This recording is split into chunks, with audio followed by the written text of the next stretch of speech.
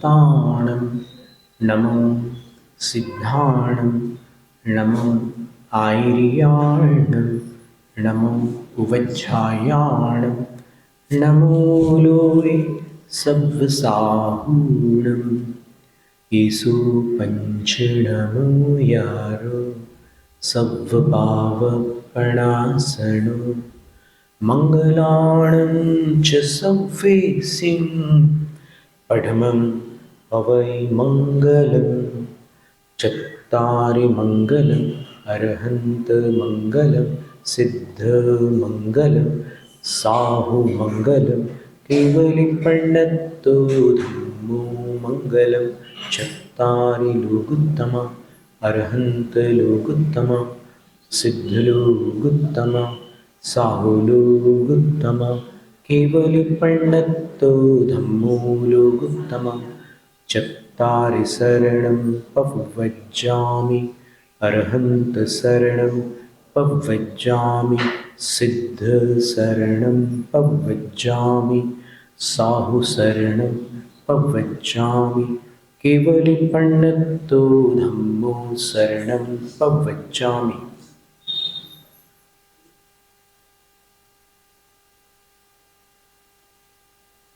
जम्बूद्वीप के भरत क्षेत्र में भारत देश के आर्यखंड के अंदर हुंडा व सर्पणी काल में प्रथम तीर्थंकर भगवान ऋषभदेव स्वामी हुए और उनको आदि लेकर अंतिम तीर्थंकर भगवान महावीर स्वामी पर्यंत 24 धर्म तीर्थ शासन नायक जिन राजों को विनम्र प्रणाम।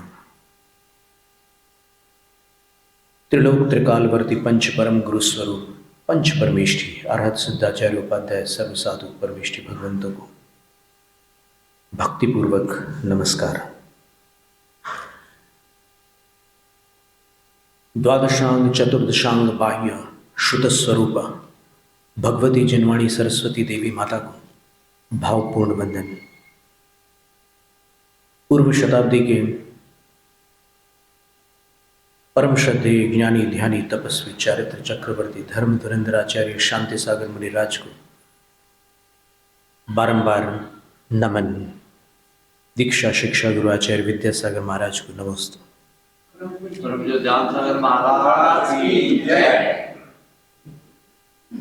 कल जो प्रश्न थे कि जिन्होंने घर गृहस्थी का त्याग कर दिया, जो साधु जैसी चर्या का पालन कर रहे हैं, ऐसी आर्यिका माता जी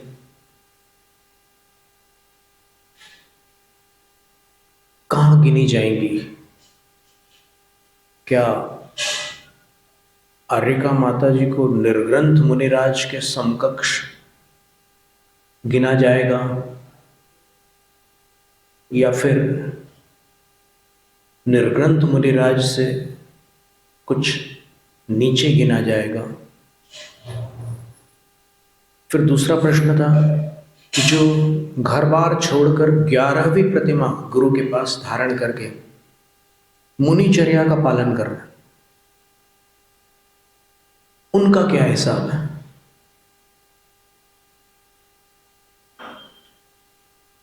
तो इसको जानने के लिए अपने को ये देखना होगा गुणस्थानों का विभाग कर्म ग्रंथों में या जीव सिद्धांत के ग्रंथों में मिल जाएगा, पर यहां पर अपन अगर चरणानुयोग से देखें तो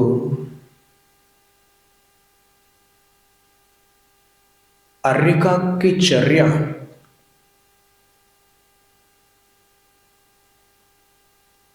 मूलाचार ग्रंथ में, भगवती आराधना ग्रंथ में और प्रायश्चित्त ग्रंथ में उपलब्ध होती हैं। और जब समो श्रवण बेलगुल में समोसरण मंदिर के अंदर त्यागी नगर के अंदर जो लगा था, वहाँ पर विशाल त्यागी व्रती साधु तपस्वियों का समूह उपस्थित था। करीब 30-35 आचार्य थे और कुल मिलाकर पिच्छीधारियों की संख्या 325 थी। वहाँ पर आचार्य वर्धमान सागर महाराज श्री ने प्राकृत गाथा पढ़ी थी जिस गाथा में लिखा था, जम समणाणम भणियम मलहरणम तहय होई अज्जाणम वज्येत काल जोगम दिनपड़िमम छेद मूलंच। तो वो प्रायश्चित ग्रंथ की गाथा थी और आचार्य के मुख से वहाँ पर सबको सुनने मिली थी। हमें कंठस्थ है, सुनकर के कंठस्थ हो गई थी। तो उसका अर्थ क्या है? जम मलहरणम समणाणम भणियम, जो प्रायश्चित श्रमणों के लिए आगम में कहा गया है,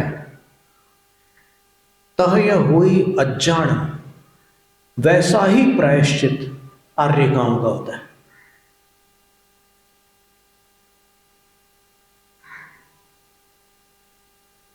तो यदि प्रायश्चित समान है तो यह सिद्ध हुआ कि साधुओं में आर्यकाओं में समानता है। यहां तक कोई अड़चन तो नहीं किसी को। अब असमानता क्या है वो गाथा के उत्तरार्ध में देखो। उतावली की क्या बात है, पूर्वार्ध में तो समानता हो गई। जम समणाणम भणियम मलहरणम तहय होई अज्जाणम, जो श्रमणों के लिए मलहरण अर्थात प्रायश्चित कहा है, तहय वैसा ही, तथैव अज्जाण होई, वैसा ही प्रायश्चित आर्यकाओं का होता है। ठीक है। अब भेद क्या है? वज्य तिकाल जोगम। देखो, नारी पर्याय में कुछ चीजें जिन शासन में वर्जित है और कुछ चीजें लोक में वर्जित है। वो क्या है? प्रायश्चित में क्या फर्क है साधु और आर्यिका के? तो बोल रहा है कि तिकाल जोगम, जैसे आचार्य मुनि को प्रायश्चित दे सकते हैं कि धूप में खड़े हो जाओ कायद सर करके, आतापन करो, गर्मियों के मौसम में जेठ के माह में जाकर चट्टान पर कायोत्सर्ग करो, ये मुनि से कह सकते हैं। लेकिन आर्यिका के लिए कह रहे हो वज्य तिकाल, आर्यिका के लिए वो प्रायश्चित वर्जित है। और मुनि के लिए कह सकते हैं कि वर्षा काल में वृक्ष के नीचे पानी टपक रहा हो, तुम खड़े रहो 6 घंटे के लिए, ये प्रायश्चित आर्यिका के लिए वर्जित है। शीतकाल में मुनि को प्रायश्चित दे सकते हैं आचार्य कि तुम जहां पर जलाशय हो अथवा जहां पर चारों ओर से वायु का प्रवाह हो रहा हो, ऐसे स्थान पर कायोत्सर्ग करो। रात्रि प्रतिमा योग धारण करो, ऐसा प्रायश्चित दे सकते हैं। श्रुत सागर मुनिराज को अकंपन आचार्य ने क्या प्रायश्चित दिया था कि जहां शास्त्रार्थ हुआ है बलि आदि 4 मंत्रियों से, जो उस समय राजा थे, उसी स्थल पर रात्रि प्रतिमा योग धारण करो, प्रायश्चित होता है। लेकिन ये प्रायश्चित आर्यिका के लिए नहीं है। दिन पड़िमम, दिन प्रतिमा नाम का एक प्रायश्चित है। उसमें क्या होता है कि जैसे ही दिन निकला, अब वो उन साधु को प्रायश्चित दिया है कि तुम्हें उपवास भी करना है और दिन प्रतिमा योग करना है। दिन प्रतिमा योग में क्या होता है कि जैसे जैसे सूर्य उठेगा ऊपर, आपको उसकी तरफ ही मुख रखना है और फिर दिन भर शाम तक आपका मुख पश्चिम हो जाएगा और दिन भर आपको तपते रहना उसमें। ऐसे प्रायश्चित भी होते हैं। कई अपनी आत्मा में मोह के प्रभाव से अनेक विकार है, कुछ विकार इसके बिना जाते नहीं, इसलिए कोई शॉर्टकट नहीं है मोक्ष का। जिन्होंने माना है उनको उनकी मान्यता मुबारक हो, क्योंकि यहां तो जो बातें बताई जा रही है वो तो वही है। जितने भी जीव मोक्ष गए हैं, कोई भी साधारण तप से मोक्ष नहीं गए। चाहे भरत चक्रवर्ती भी मुनि होकर जब केवली हुए तो वो कोई साधारण घटना नहीं थी। उसके विषय में मूलाचार प्रदीप में स्पष्टीकरण है कि कैसे गए। ठीक है, केशलोंच करके कायत्सर में स्थित हुए, तुरंत केवल ज्ञान हो गया। लेकिन धवला ग्रंथ में लिखा है कि हजारों बार छठे सातवें गुणस्थान में आए, उतने समय में, उतने थोड़े थोड़े से काल में वो छठे सातवें गुणस्थानों में हजारों बार हो गए। फिर सातिशय अप्रमत्त होकर क्षपक श्रेणी पर आरूढ़ हुए और फिर केवल ज्ञान प्राप्त कर लिया कर्मों का क्षय करके। समय लगता है, पर इतना सूक्ष्म है वो समय कि अपने पकड़ में नहीं आता। तो अपन कहते हैं कि भरत चक्रवर्ती ने तो फट से केवल ज्ञान प्राप्त कर लिया, और कुछ लोग तो बोलते हैं कि उनकी इतनी रानियां थी फिर भी दीक्षा लेकर तुरंत केवली हो गए। उनको रानियां याद आ रही है, उनको उनकी तपस्या नहीं दिख रही है। और वो, अब सोचो, ये रानी वाला तर्क देने वाले का दिमाग में क्या भरा हुआ है, वो सूचित होता है ना। कई बार शब्दों से पता चलता है भाषा विचारों की पोशाक है, पता चलता है। तो वो उनका ये तर्क रहता है कि देखो ज्ञानी जीव थे भरत, इसलिए रानियों के बीच रह करके भी दीक्षा होकर लेकर तुरंत केवल ज्ञान प्राप्त कर लिया।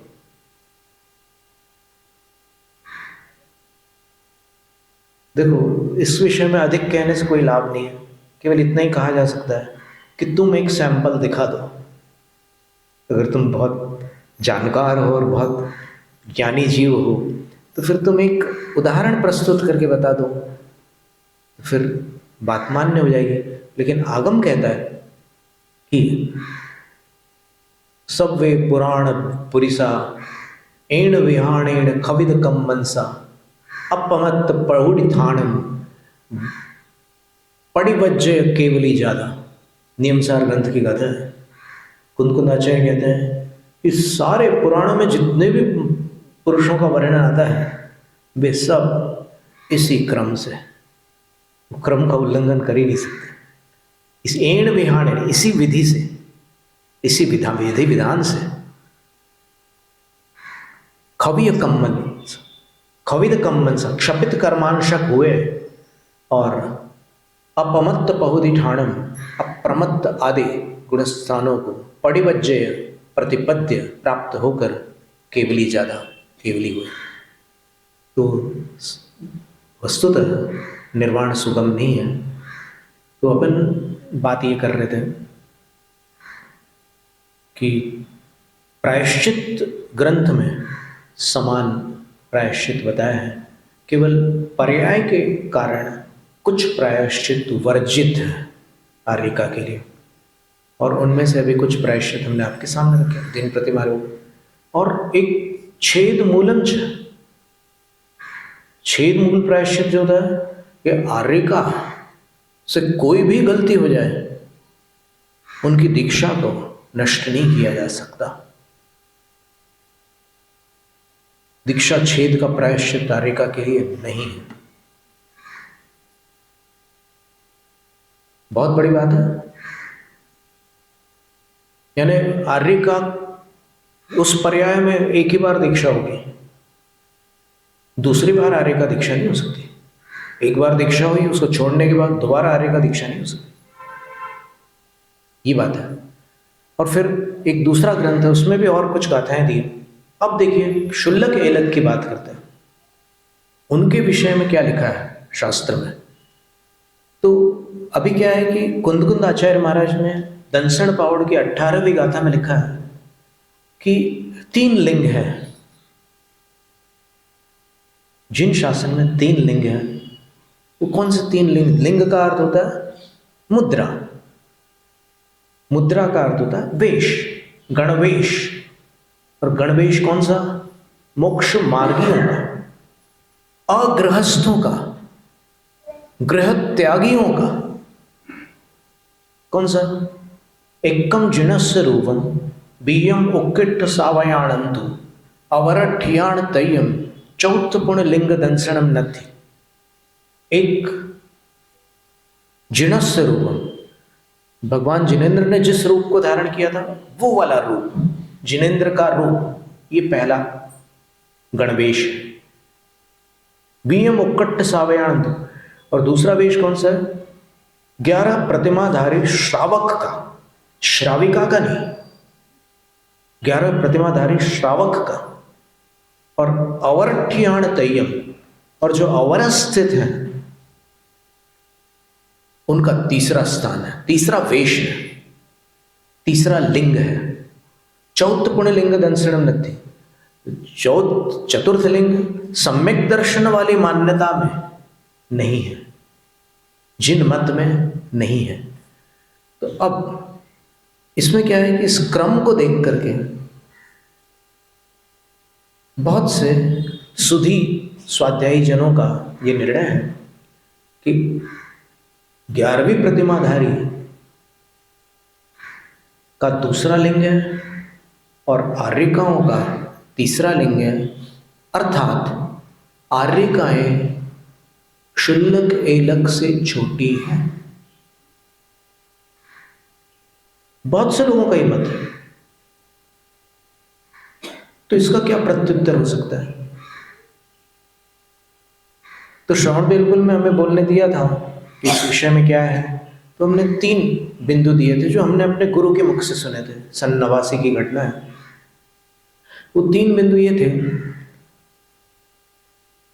कि आर्यिका का प्रायश्चित क्षुल्लक एलकों से बड़ा है और क्षुल्लक एलकों का प्रायश्चित आर्यिका से छोटा है। एक बात। तो बड़ा प्रायश्चित बड़े को मिलता है और छोटा प्रायश्चित छोटे को मिलता है। सिंपल सा गणित है। फिर दूसरा बिंदु आचार्य जी ने यह दिया था कि शास्त्रों में यह उल्लेख है, एकादशांग वृद्ध जाता चार्यिका सुलोचना। हरिवंश पुराण में जिनसेन आचार्य महाराज लिखा है, वही आचार्य महाराज कह रहे थे कि आर्यिका 11 अंगों का ज्ञान प्राप्त करती है अधिकतम, और क्षुल्लक एलकों के लिए उतना ज्ञान नहीं है। तो ज्ञान की अपेक्षा से उनका स्थान ऊंचा है। फिर तीसरा कि आर्यिका अवस्था में गणिनी पद होता है।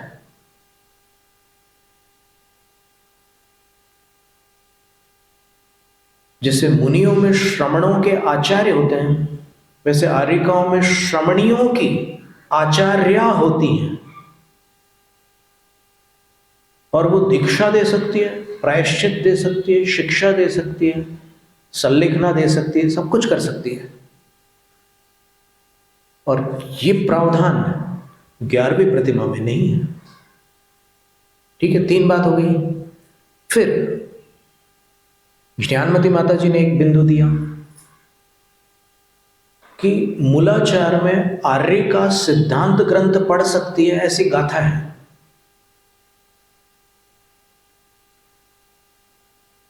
लेकिन वसुनंदी श्रावकाचार में लिखा है कि प्रतिमाधारी सिद्धांत ग्रंथ नहीं पढ़ सकते। फिर नीतिसार एक संघ का ग्रंथ है, केवल संघस्थों के लिए, इंद्रानंदी आचार्य महाराज ने लिखा है। उसमें एक श्लोक आता है, आर्यिकाणाम गृहस्थानाम शिष्याणाम अल्पमेधसाम न वाचनीयम पुरतः सिद्धांत आचार्य पुस्तकम। आर्यिकाओं के समक्ष, गृहस्थों के समक्ष और अपने शिष्य साधुओं के समक्ष आचार्य को सिद्धांत ग्रंथ की वाचना अथवा आचार ग्रंथों की वाचना नहीं करनी चाहिए यदि वो अल्पमेधसाम, अल्प बुद्धि है, मंद बुद्धि है। मंद बुद्धियों के सामने सिद्धांत और आचार की चर्चा या वाचन नहीं करना। तो इससे यह बात स्पष्ट हुई कि देश विरतों के लिए, देश विरत में भी 2 भेद हैं, एक गृहस्थ, दूसरे संघस्थ। वैसे तो 3 भेद हैं, उत्तम, मध्यम और जघन्य श्रावक। लेकिन उन श्रावकों में भी 10 प्रतिमा तक आगम में संघस्थ होने का कोई अनिवार्य नियम नहीं है। 11 प्रतिमा जब धारण करते हैं तब नियम से संघ में जाना पड़ता है। गृह तो मुनिवन मित्वा गुरु को कंठे कृतानि परिगृह्य। तो वहां पर संगस्थ होते हैं और फिर वो अपनी चर्या प्रारंभ कर देता है। चर्या साधु की होती है। आप देख लीजिए क्षुल्लकों की चर्या, जैसे मुनि ईर्या समिति से चलते हैं वैसे ही क्षुल्लक को भी ईर्या समिति से चलना होता है। जैसे मुनि ऐष्णा समिति पूर्वक भोजन लेते हैं वैसे ही क्षुल्लक को पात्र में सही लेकिन उन नियमों के साथ ही भोजन करना होता है। अंतरायों में कुछ अंतराय नहीं हो सकते क्षुल्लक अवस्था में। जैसे उपवेशन नाम का एक अंतराय है मुनि महाराज का, कि मुनि महाराज आहार करते करते पैर उनके लड़खड़ाने लग जाए और वो बैठ जाए, तो बैठने के बाद फिर खड़े होकर आहार नहीं ले सकते। उपवेशन नाम का अंतराय है। फिर भूमि स्पर्शन, कई अंतराय तो होते ही हैं क्षुल्लकों के, बिल्कुल वैसे ही वैसे अंतराय होते हैं। सामान्यतः 7 अंतराय बताएं, विशेष रूप से अष्टपाउड़ की टीका में लिखा है कि मुनि के जितने अंतराय हैं वो जितने बन सके उतने पालने चाहिए क्षुल्लकों को। तो अब प्रश्न आता है कि चलो ठीक है, गृहस्थ श्रावक जो है वो तो उनके बारे में तो कोई विवाद है ही नहीं, लेकिन जो संगस्थ श्रावक है, अभी अपन बोलते हैं मुनि आर्यिका श्रावक श्राविका चतुर्विध संघ बोलते हैं ना, तो ये चतुर्विध संघ, इस चतुर्विध संघ में श्रावक श्राविका में कौन आएंगे?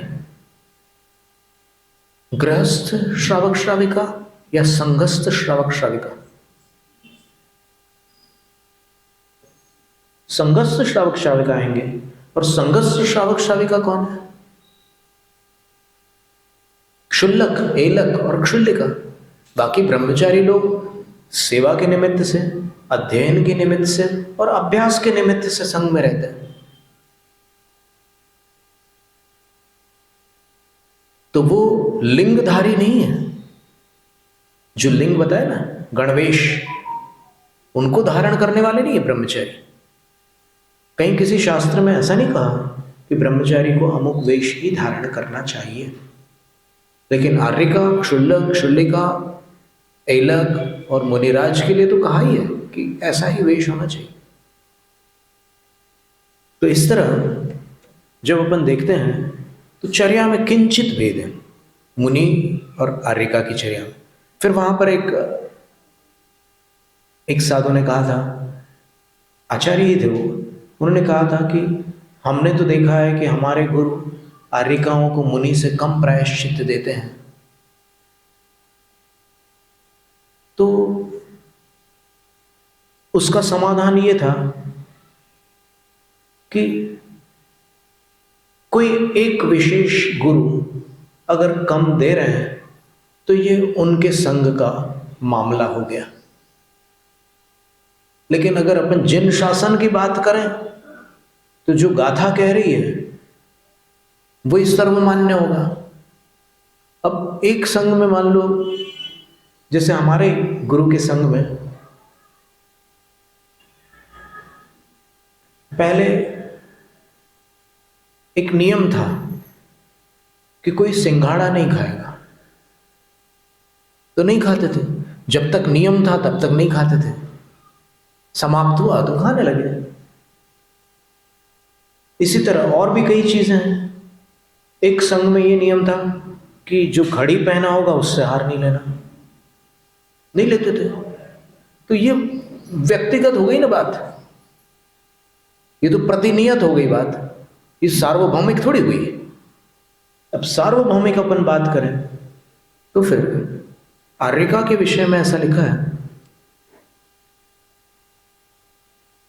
धवला पुस्तक 1 सूत्र 93 में ये लिखा है कि वस्त्रावरण होने से किंचित वो जो असंयम होता है ना, अविनाभावी होता है।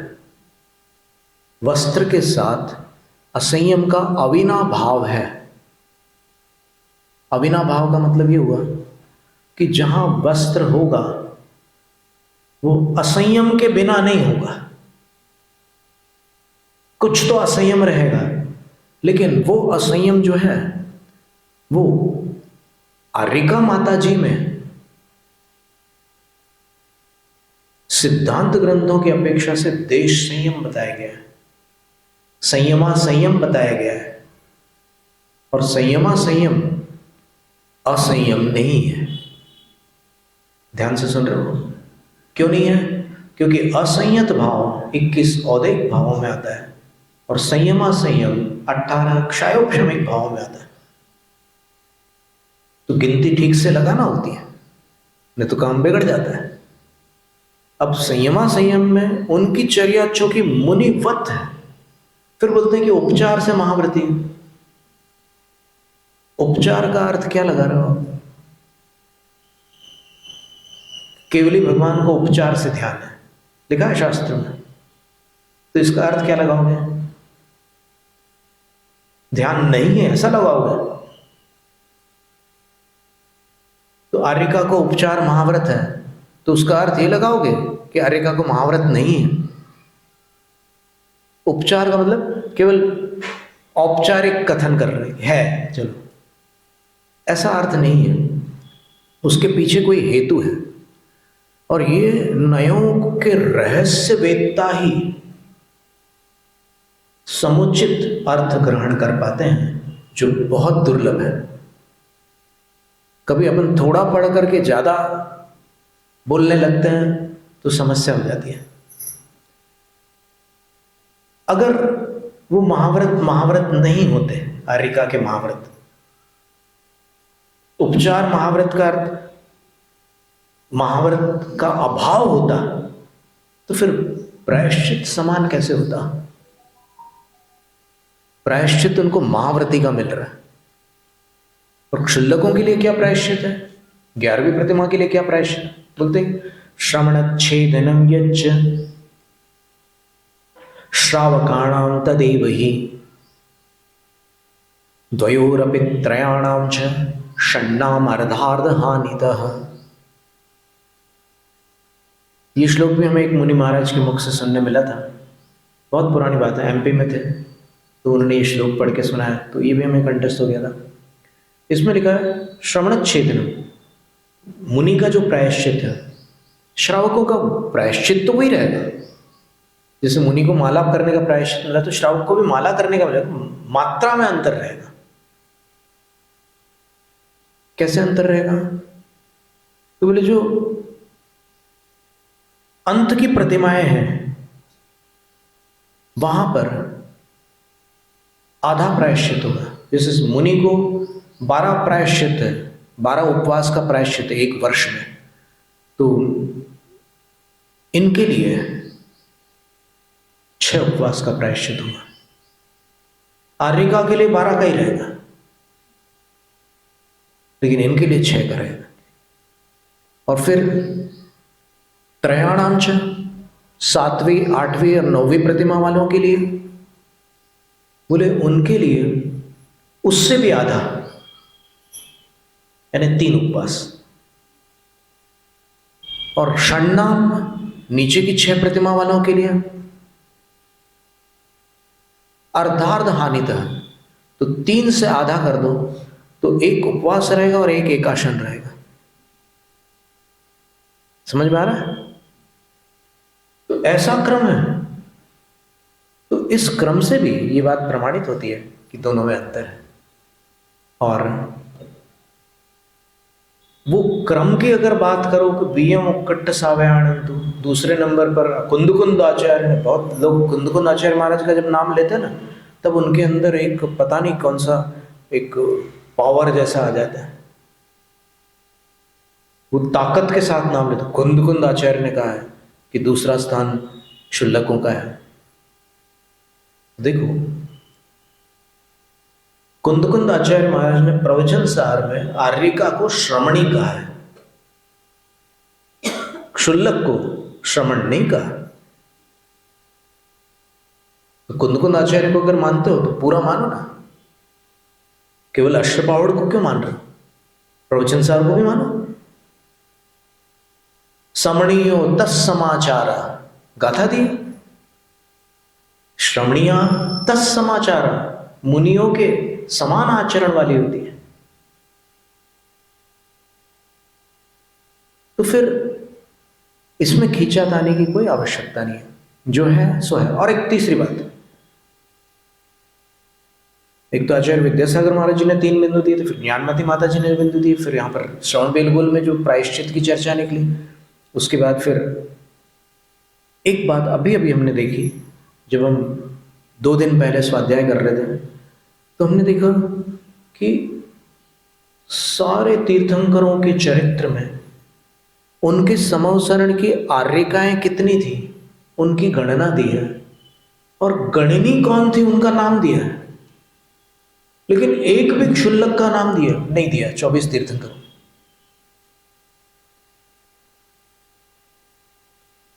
तो इससे क्या समझ में आ रहा है? इससे समझ में यह आ रहा है कि गणनी कुछ विशेषता को लिए हुए हैं जिनका नाम लिखा जा रहा है तीर्थंकर के चरित्र में, और क्षुल्लकों के विषय में कोई ऐसा नाम दिया नहीं वहां पर। अगर क्षुल्लक आर्यिका से बड़े होते तो फिर क्षुल्लक राज का कोई नाम दे देते, एक आध नहीं दिया।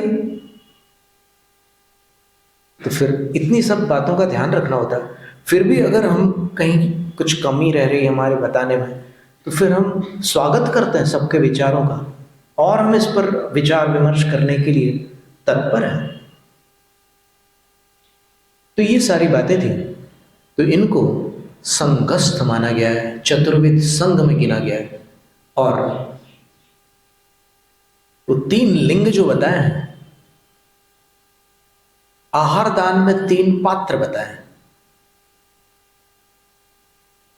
तो 3 पात्र उसमें कह रहे हैं, एक मुनि है, दूसरी आर्यिका है, नहीं दूसरे 11 प्रतिमाधारी है, या पूरे 11 प्रतिमाधारी, 1 से 11 प्रतिमाधारी दूसरे पात्र के अंतर्गत आता है, और तीसरे अविरत सम्यक दृष्टि।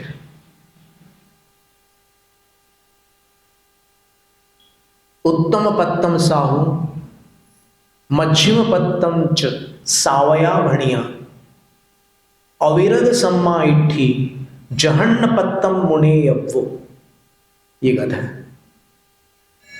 तो अब इसमें क्या अतिथि संविभाग व्रती इन तीनों की नवोपचार विधि करेगा, नवदा भक्ति। अतिथि संविभाग व्रती दूसरी प्रतिमाधारी है कम से कम, क्योंकि पहली प्रतिमा में तो गुणव्रत और शिक्षा व्रत नहीं है। तो क्या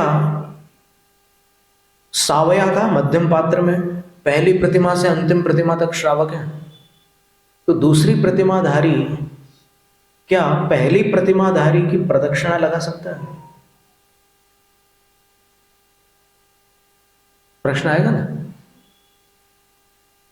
तो फिर इसका समाधान यही शक्य है। अभी हम एकदम डंके की चोट पर नहीं कहते, लेकिन शक्य ये है कि चूंकि ये अतिथि संविभाग व्रत है, इसलिए जो भी पात्र हैं उनका अतिथि होना अनिवार्य है। और अतिथि कौन होते हैं? तो अतिथि की 3 परिभाषाएं दी है शास्त्रों में। न विद्यते तिथिर्यस्या सौ अतिथि, जिनके आहारचर्या में किसी के घर जाने की तिथि फिक्स नहीं होती, वो अतिथि है। श्रावक फिक्स कर ले अपने आप में मीटिंग करके, वो एक अलग बात है, लेकिन इनके अंदर से वो फिक्स नहीं होता कुछ भी, अतिथि है। एक दूसरा अतति, गच्छति, परिणमति, और संयमम मौ विनाशयन अतति इति अतिथि। सर्वार्थ सिद्धि में लिखा है कि संयम का विनाश न करते हुए जो चर्या करते हैं वो अतिथि है। फिर तत्वार्थ वृत्ति में लिखा है अतिथि शब्द, जहां पर अतिथि संविभाग व्रत है ना, वहां पर ये परिभाषाएं मिलेंगी आपको। तत्वार्थ वृत्ति में लिखा है अतति भिक्षार्थम भ्रमति इति अतिथि, जो भिक्षा भ्रमण करे वो अतिथि है। तो अब आप देख लीजिए दिगंबर जैन शासन में भिक्षा भ्रमण कौन कौन करते हैं, बोलो। 10 प्रतिमाधारी तक करते हैं क्या? बिल्कुल नहीं। तो फिर ये विधि किसके लिए लगेगी? उनके लिए जो भिक्षा भ्रमण करते हैं। अब उसमें फिर बात आती है कि अरे दिगंबर मुद्रा ही पूज्य है, वस्त्रधारी की पूजा घोर मिथ्यात्व है। ये सारी बातें कहां से आ गई? कहीं शास्त्र में लिखा है क्या? शास्त्र में क्या लिखा है ये सुन लो। कार्तिकेयन प्रेक्षा की 360वीं गाथा में लिखा है, और टीका में तो 2-3 बार लिखा हुआ है। क्या लिखा है? टिविः पत्तम मिसया सद्धाई गुणे ही संजुदो नाणी दानम जो दे दिशयम नव दान विहि संजुत्तो। त्रिविध पात्रों के लिए जो सप्त गुण समाहित श्रावक है, ये अतिथि संविभाग व्रती के बारे में बता रहे हैं। ज्ञानी श्रावक है वो, अतिथि संविभाग व्रती है। 7 गुण है उसके पास, श्रद्धा, तुष्टि, भक्ति, विज्ञान, अलुब्धता, क्षमा और सत्व। वो तिविह पत्तम में, तीनों पात्रों में। तीनों पात्र में क्या लोग हैं? एक तो अतिथि संविभाग व्रत का वर्णन है, तो वो अतिथि की मुद्रा होना जरूरी है, और अतिथि की मुद्रा केवल भिक्षा भ्रमण करने वालों के पास होती है। बाकी कभी स्टेज पर किसी को क्षुल्लक बना दो तो वो उचित मार्ग नहीं है, क्योंकि ये मुद्राएं जिन शासन की मुद्रा है, इनका नाटक नहीं किया जा सकता। मुनि पर कभी कोई फिल्म क्यों नहीं बनी? इतनी एडवांस टेक्नोलॉजी है, क्यों नहीं बनी? क्योंकि मुनि मुद्रा जो भी एक्टर धारण करेगा वो वापस कपड़े नहीं पहन सकता।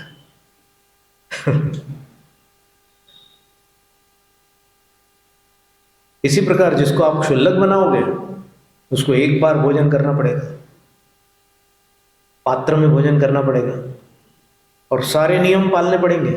वापस वो शर्ट पैंट में नहीं आ सकता। ये सारी बातें हैं। तो इसलिए तिविह पत्तम में त्रिविध पात्र। अब यहां पर अगर अपन ऐसा लगाएं कि जो 3 लिंग वहां बताए दंशन पाउड में, वही 3 यहां पर 3 पात्र के रूप में ग्रहण करें, तो फिर इसका वसुनंदी श्रावकाचार ग्रंथ के साथ तालमेल बन जाएगा। कैसे? वसुनंदी श्रावकाचार में लिखा है,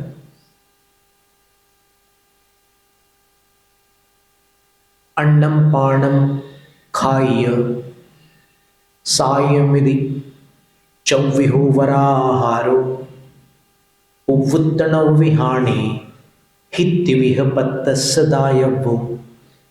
श्रावकाचार में तो निर्देश है श्रावकों के लिए। क्या? तो बोले कि अशन यानी जो ठोस भोजन होता है अनाज वगैरह का, खास जो भोजन का मेन बल्क, वो पान पेय पदार्थ, साय सौंफ इलायची आदि जो वस्तुएं होती हैं जिनको मुंह भर करके नहीं खाया जाता, थोड़ी मात्रा में खाते हैं, उसका स्वाद इतना तेज होता है। अब कोई कटोरी भर करके जीरा थोड़ी खा सकता है, सौंफ थोड़ी खा सकता है, इलायची थोड़ी खा सकता है, लौंग थोड़ी खा सकता है। स्वाद मात्र रहता है। और खाई, और जो मिष्टान्न पकवान है जिसको खाद्य बोलते हैं, यहाँ तो अशन में मूल अनाज लिया है, तो दाल रोटी सब्जी वगैरह, तो दाल रोटी खास, भात ज्वार आदि, और वहां पर लड्डू मोदक आदि। तो ये 4 प्रकार के उत्तम आहार होते हैं। जो शुद्ध श्रावक अपने यहाँ तैयार करता है। तो ये आहार अगर आप अतिथि संविभाग करना चाहते हैं तो किन को देना? तो इस प्रश्न का उत्तर उत्तरार्ध में देते हुए आचार्य लिखते हैं, वसुनंदी सिद्धांत चक्रवर्ती लिखते हैं, और उन्होंने अंत में अपनी प्रशस्ति में लिखा है कुंद कुंद संताने, कि मैं कुंद कुंद की संतानों में से एक हूं। वो लिख रहे हैं, क्या लिख रहे हैं? पुवुत नव विहाणी, पूर्वोक्त नव विधि पूर्वक। नव विधि पूर्वक का अर्थ क्या है? आजकल की भाषा में आप लोग नवदा भक्ति कहते हैं। वस्तुतः नवदा भक्ति जो शब्द है वो तुलसीदास जी ने रामचरितमानस में लिखा हुआ है, लेकिन जैन लोग कुछ मजेदार काम करने में रुचिवंत रहते हैं, तो यहाँ पर नवदा भक्ति आ गई। और नवदा भक्ति शब्द अपने को कुछ ग्रंथों में अनुवादकों के द्वारा लिखित भी मिलते हैं। जैसे दरियाव सिंह सोदिया जी ने 2500वें वीर निर्माण महोत्सव में एक पुस्तक वहाँ पर प्रस्तुत की थी, उसका नाम था श्रावक धर्म संग्रह। वहाँ पर उन्होंने क्षुल्लकों के लिए नवदा भक्ति शब्द का प्रयोग किया है। तो नवदा भक्ति ठीक है, आप समवेत रूढ़ने से जो जिस काल में जो शब्द जिस रूप में रूढ़ होता है चलता है। जैसे गाय शब्द है, अब गौ शब्द जो है, गौ शब्द का अर्थ सरस्वती भी है। षोडशम गौर निगद्यते, कल पढ़ा था अपन ने सरस्वती स्तोत्र में। पंचदशम श्रुत देवी, षोडशम गौर निगद्यते, 16वां नाम सरस्वती माता का गो है। लेकिन गाय, गो शब्द गाय के अर्थ में रूढ़ है, तो फिर जब भी कभी चर्चा होती है तो गो शब्द गाय के ही अर्थ में ग्रहण किया जाता है। इसी प्रकार नवदा भक्ति बोल दी है आपने, चलेगा, कोई ऐसी सजा नहीं है कि उसका बड़ा भारी प्रायश्चित हो। लेकिन इस गाथा में आचार्य वसुनंदी सिद्धांत चक्रवर्ती लिखे हैं कि पुवुत नव विहाणी ही, पूर्वोक्त नव विधि विधान पूर्वक किनको देना? तिविह पत्तस्य दायव्यो, त्रिविध पात्र को देना। क्या देना? चतुर्विध आहार। तो त्रिविध पात्र में किसको लेना? और पूर्वोक्त 9 विधान से देना है। तो 9 में आप कटौती नहीं कर सकते। देखो, एक अपवाद कथन आता है शास्त्रों में, सद्वाद मंजरी में या फिर कहीं पर प्रमेय कमल मार्तंड, ऐसे किसी न्याय ग्रंथ में एक कथन ऐसा भी आता है कि कभी साधु के जीवन में कोई ऐसी परिस्थिति आ जाए कि जहां पर ये नवोपचार विधि अशक्य ही हो जाए, तो ऐसी स्थिति में पंचोपचार से भी आहार ले सकते हैं। पंचोपचार से भी आहार ले सकते हैं, और राजमार्ग नहीं है। तो ये सारी बातें हैं।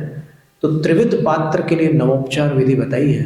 इसका अर्थ यह है कि वो त्यागी है, मुनिचर्या का पालन कर रहे हैं और संघस्थ है, इसलिए वो किसी न किसी अपेक्षा से पूज्य है। पूज्य होने के कारण उनकी पूजा होगी, थाली होगी पूजा की, और पूजा के द्रव्य होंगे, और द्रव्य को चढ़ाने की भी प्रक्रिया होगी। अब कोई बोले कि कपड़े पहने हैं तो फिर अनर्घ्य पद प्राप्ति वाला अर्घ्य कैसे चढ़ा सकते हैं? क्यों? अनर्घ्य पद प्राप्ति का अर्घ किसको चढ़ाया जाएगा? तो बोले कि जिस मुद्रा से मोक्ष होता है उसी को चढ़ाएंगे। तो फिर उसमें भी फिर अगर बाल की खाल निकालते हैं तो खाल की भी छाल निकल सकती है। कैसे? तो बोले कि सारे दिगंबर मुद्राधारी मोक्ष कहां जाते हैं? तो दिगंबर मुद्रा के साथ मोक्ष की तो अव्याप्ति हो रही है, और जहां अव्याप्ति है वो लक्षण नहीं कहलाता, वो लक्षणाभास कहलाता है न्याय के अनुसार। तो फिर इस तर्क के अनुसार तो केवल उन्हीं मुनियों की आप पूजा कर सकते हैं जो तद्भव मोक्षगामी है, जिनकी मुद्रा उनको तद्भव मोक्ष प्रदान कर रही है, वही पूज्य हो जाएगी। ऐसा गणित अगर होता तो फिर आचार्य त्रिविध पात्र की नवधा भक्ति नहीं लिखते। त्रिविध पात्र की नवधा भक्ति लिखी है, इससे स्पष्ट है कि तीनों पड़गाहन के भी योग्य हैं, तीनों उच्चासन के भी योग्य हैं, तीनों पाद प्रक्षालन के भी योग्य हैं, तीनों अर्चना के भी योग्य हैं, तीनों नमन के भी योग्य हैं, तीनों मन वचन काय और ऐषणा शुद्धि बोलने के योग्य भी हैं। तभी तो नवोपचार विधि होगी, यही तो नवोपचार विधि है। तो इस प्रकार ये सारे के सारे संगस्थ होने के कारण पूज्य माने जाते हैं। फिर कोई प्रश्न करेगा कि फिर इनमें अंतर क्या है? अगर सबकी एक जैसी नवधा भक्ति हो गई तो फिर अंतर क्या रहा? अंतर हम आपसे पूछते हैं, हम आपसे पूछते हैं। किसी ने आचार्य विद्यासागर महाराज श्री का पड़गाहन किया है?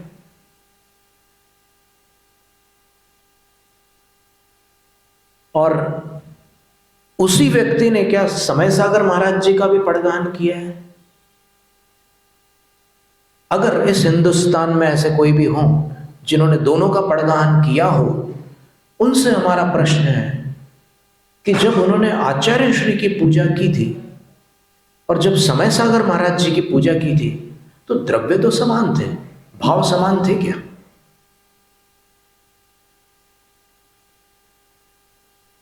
तो अगर भाव समान नहीं थे, दोनों मुनि मुद्रा के प्रति भाव में अंतर था, तो फिर सवस्त्र के प्रति अंतर क्यों नहीं होगा? अवश्य होगा। इसी का नाम है यथा योग्य विनय। और नमोकार मंत्र में 5 बार नमो क्यों है?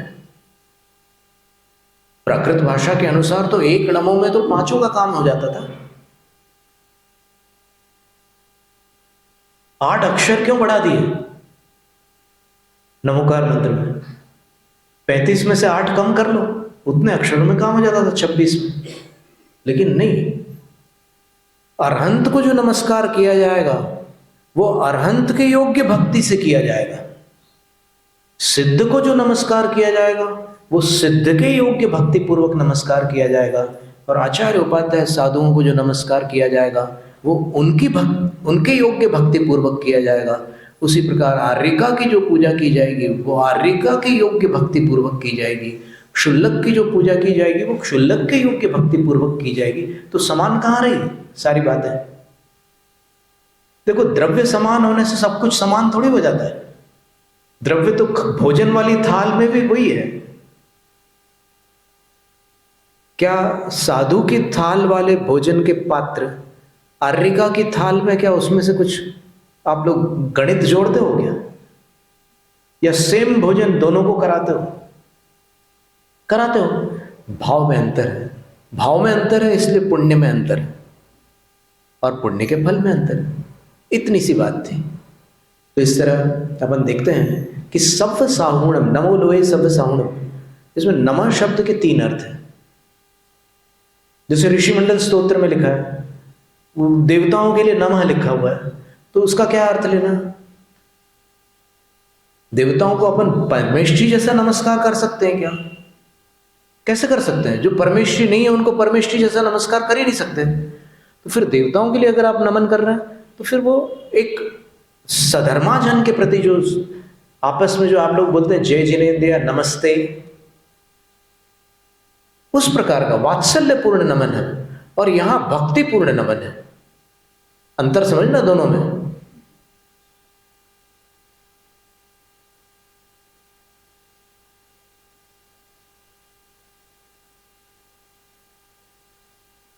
आशीर वस्तु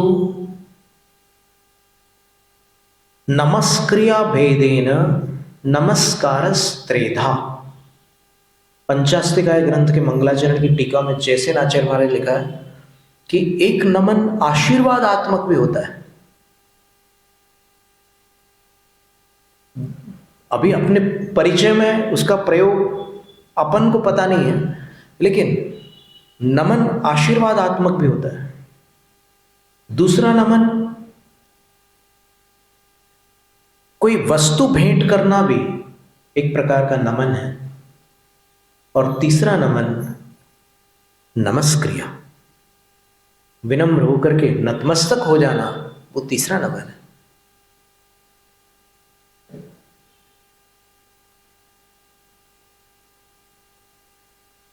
तो सव्व साहू में जैसे अपन ने देखा था कि धवल ग्रंथ में ये लिखा था कि 15 कर्म भूमियों के जो साधु हैं उनको सबको सव्व साहू कहते हैं। ठीक है ना, याद है आपको?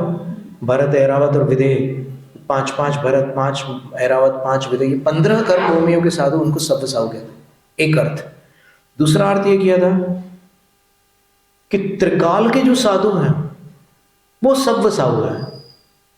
वो 15 कर्मभूमि क्षेत्रवाचक अर्थ था, और त्रिकाल जो है वो कालवाचक है।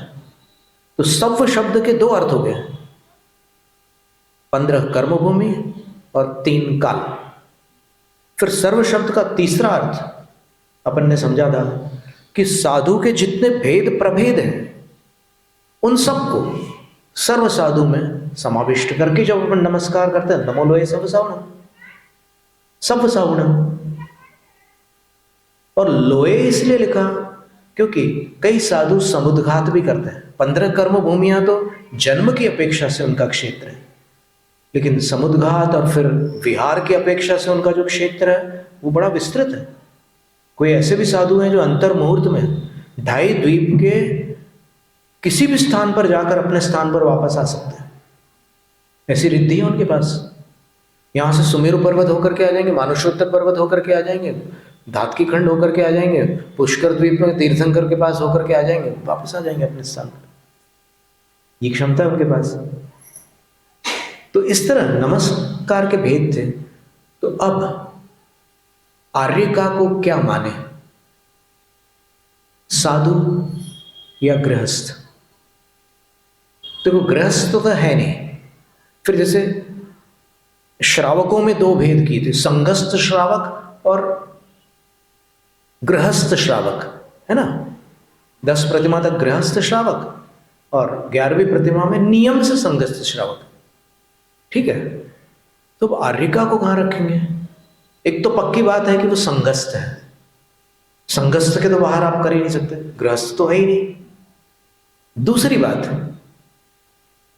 कि उनकी चर्या का वर्णन किन ग्रंथों में मिलता है, साधुओं के ग्रंथों में या श्रावकों के ग्रंथों में? साधुओं के ग्रंथों में, ठीक है।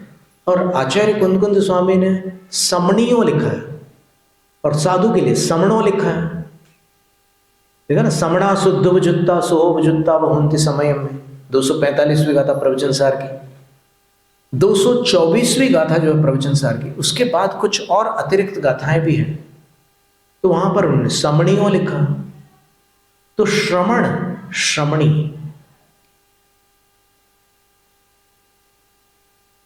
क्या अंतर है दोनों में? केवल लिंग भेद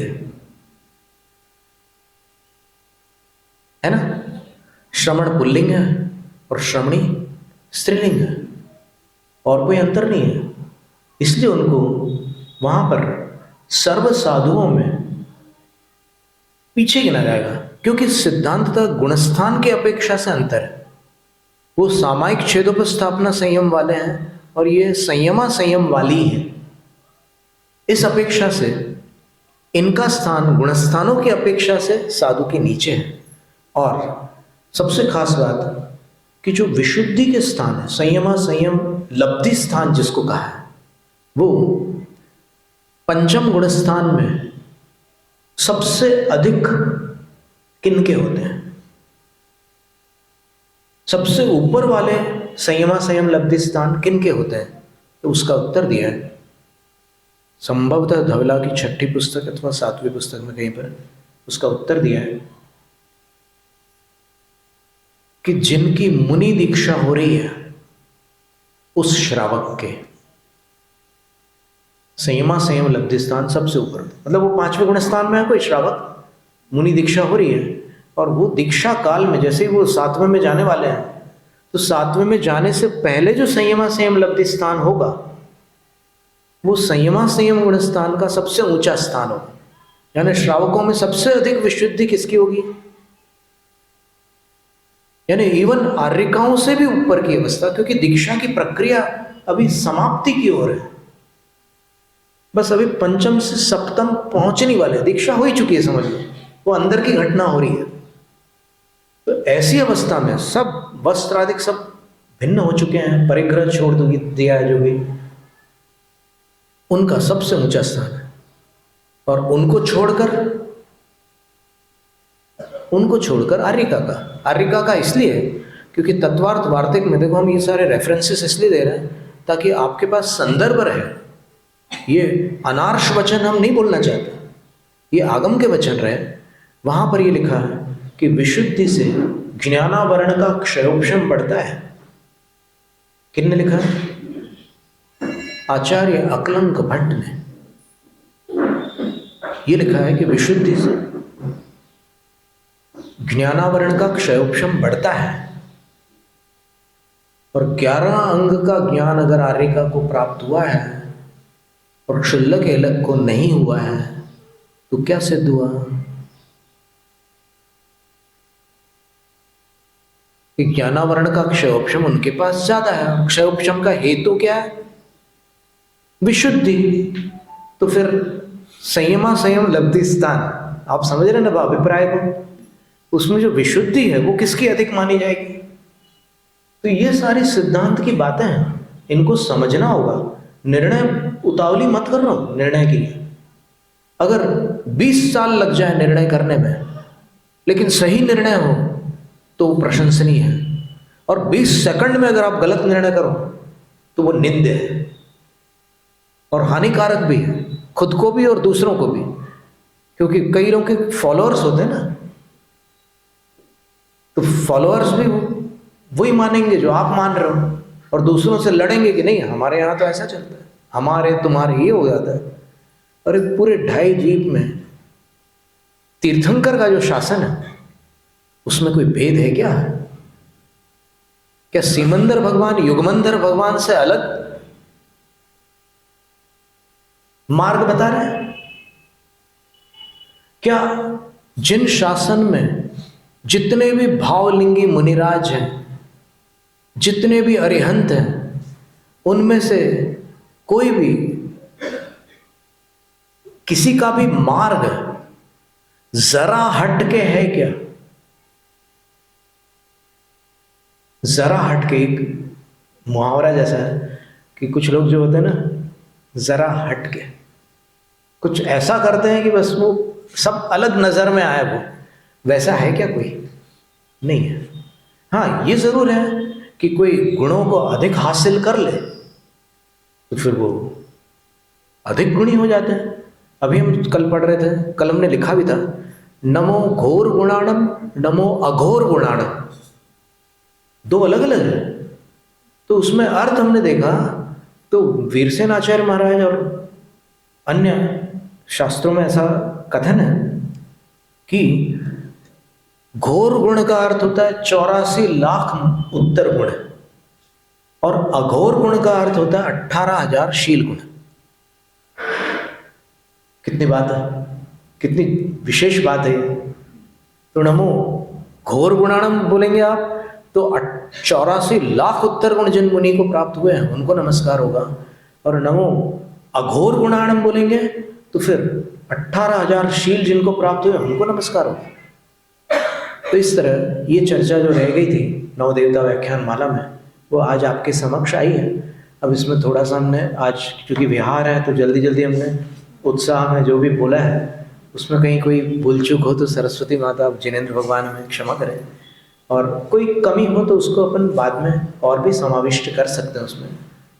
देखो हम अपनी बात के पक्के नहीं हैं, आपको बताए देते हैं कि हम अपनी बात के पक्के नहीं हैं, लेकिन हम आगम के पक्के हैं।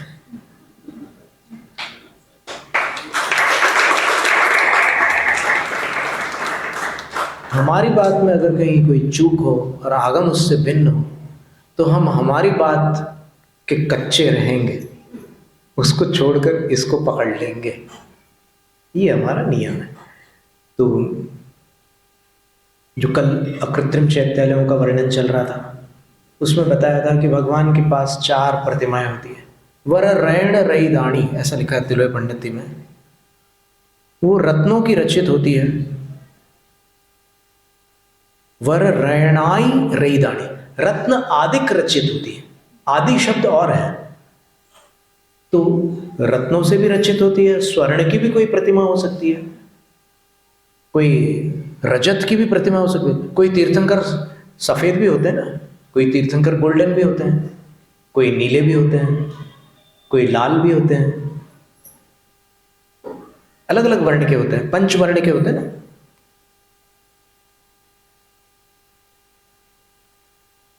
तो रूवाणिम प्रत्येकम पड़ी वर रयण रई दाणी। और ये 2 की चर्चा अपन ने कल की थी, सरस्वती और लक्ष्मी की, है ना। 2 बाकी रह गए थे, वो कौन थे 2? तो सर्वाण्ण और सनत कुमार यक्ष भी नियम से जिन प्रतिमा के साथ होते हैं, जिन चैत्य हैं, उसके पास में ये प्रतिमाएं भी होती हैं। और देवच्छंदस पुरो नानाविह रयण कुसुम मालाओ। देवच्छंद के सामने जो प्रवेश करते हैं, तो जो सामने वाला भाग है, भगवान का मुख जिस तरफ है, वहां पर रत्नों की मालाएं, मूंगा की माला, मोती की माला, पुखराज की माला, नीलम की माला, हीरे की माला, ऐसी मालाएं। और वो भी मालाएं कैसी? कुसुम मालाओं, फूलों की आकृति में वो रत्न एकदम फूल जैसी आकृति में मालाओं में लटके रहते हैं। और फुरिद किरण कलाओ, उनकी किरणें भी उसमें से निकलते रहती है। अब अगर रत्नों की मालाएं लगा दे, फूल के आकार वाले रत्नों की, देखो धातुओं को तो फूल के रूप में बनाया जा सकता है, लेकिन वहां पर लिखा है कि वो उस तरह की रत्नों की मालाएं होती है। विविह नानाविह रयण कुसुम मालाओं, अथवा इसका समास अगर अपन दूसरे प्रकार से करें तो फिर पुष्पमाला को अलग भी लिया जा सकता है, अथवा रत्नों से बने हुए पुष्पों की माला, या पुष्पों की माला और रत्नों की माला, ऐसे 2 भी कर सकते हैं। दोनों समास विग्रह हो सकते हैं। तो वो वहां पर होते हैं। और इसके साथ एक बात और है कि वहां पर उद्यान भी होते हैं, बगीचे, बावड़ियां और मनोहर वृक्ष अधिक होते हैं। और उसके विषय में अमृतचंद्र आचार्य महाराज ने तत्वार्थ सार ग्रंथ में लिखा है,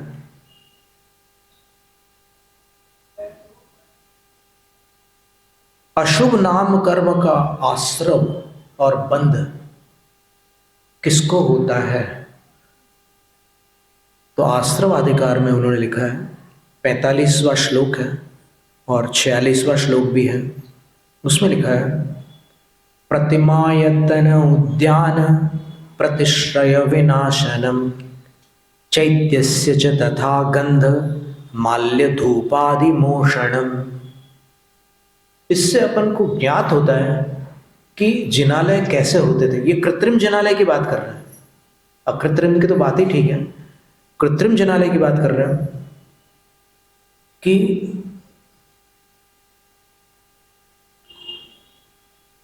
प्रतिमा तोड़ने से अशुभ नाम कर्म का बंध होता है,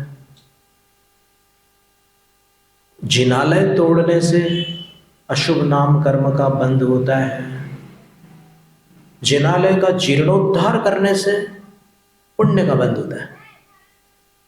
और फिर लिखा है, उद्यान, जिनालय के पास का जो उद्यान है, बगीचा, उसको नष्ट करने से पाप का बंध होता है।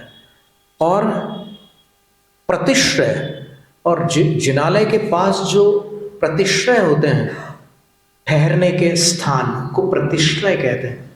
श्रावकों के ठहरने के स्थान या साधुओं के ठहरने के स्थान होते हैं जिनालय के पास में, कई स्थानों पर होते हैं। तो ये तो यहाँ पर तो शास्त्र प्रमाण है कि होते हैं। तो उनको नष्ट करने से अशुभ नाम कर्म का बंध होता है।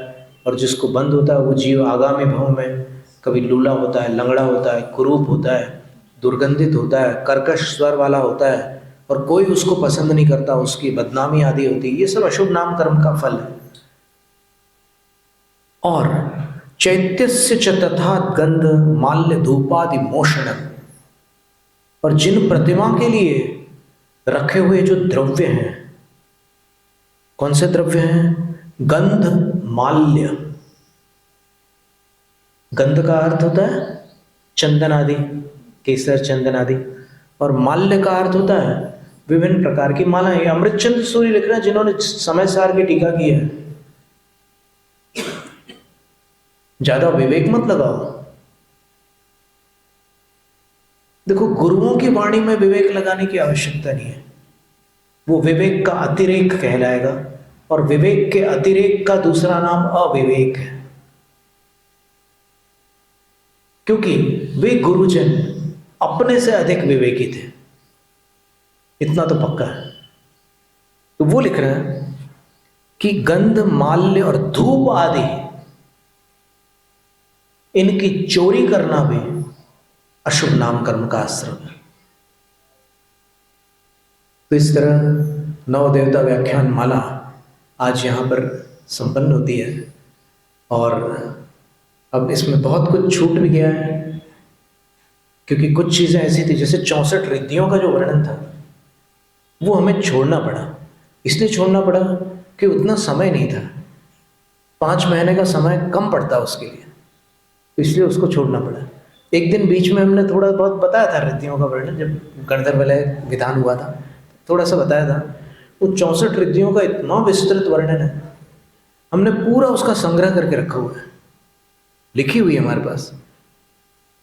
तो कई चीज़ें छोटी हैं, कई जगह चूक भी हुई होगी, और कभी यहाँ पर सभा की बात है तो सभा में तो हम जिनेंद्र के सानिध्य में ही सब कुछ बोल रहे थे, ऊपर भी भगवान का ही सानिध्य था।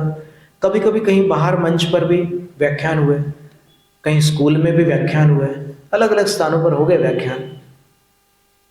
तो कहीं भी कोई ऐसी चूक रह गई हो हमसे, तो जिनवाणी माता भगवान हमें क्षमा करें, और पूर्वाचार्य और सारे वर्तमान आचार्य भी हमें क्षमा करें। अगर कोई हमें सूचना मिल जाएगी कि हम यहाँ सुधार कर सकते हैं, तो हम अवश्य उस सुधार को स्वीकार करेंगे। और फिर सुनते समय श्रोताओं को अगर किसी बात को सुनकर कोई ऐसा लगा हो कि अरे ये क्या कह रहे हैं महाराज जी, कोई पीड़ा पहुंची हो, तो वो पीड़ा अगर हमारी कषाय के कारण पहुंची हो, तो हम उनसे क्षमा प्रार्थी हैं। और अगर आगम की कोई बात उनको तकलीफ देने वाली रही हो, तो फिर वो अपना श्रद्धान बदलकर आगम के कथन को आनंद पूर्वक स्वीकार कर सकते हैं।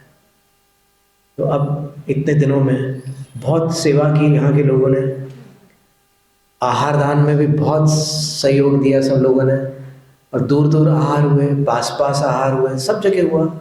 और फिर यहाँ की जो ब्रह्मचारिणी दीदी जी, जिनको आप लोग भून बोलते हैं, उन्होंने भी अपना बहुत समय लगाया। और जितने श्रोता हैं इनमें से आप देखिएगा कि सबसे अधिक घंटों तक किसने सुना है, और सब बहुत सारी श्रेणियां बनेंगी यहाँ के भक्तों की, किसी से हमें कोई शिकायत नहीं है। इसलिए आप हमसे क्षमा मांगेंगे तो फिर आनंद नहीं आएगा, आवश्यकता ही नहीं पड़ेगी।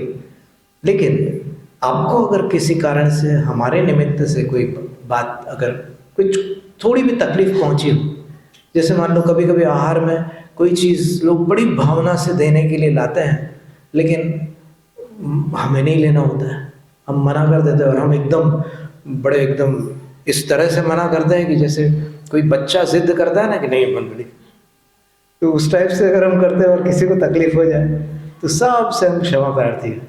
राज फिर प्रस्थान का दिवस है, 4 पंक्तियों में अपनी बात पूर्ण करते हैं, या फिर वहाँ पर दोपहर में बोले 4 पंक्तियाँ, विदाई वाली दोपहर में ठीक रहेगी।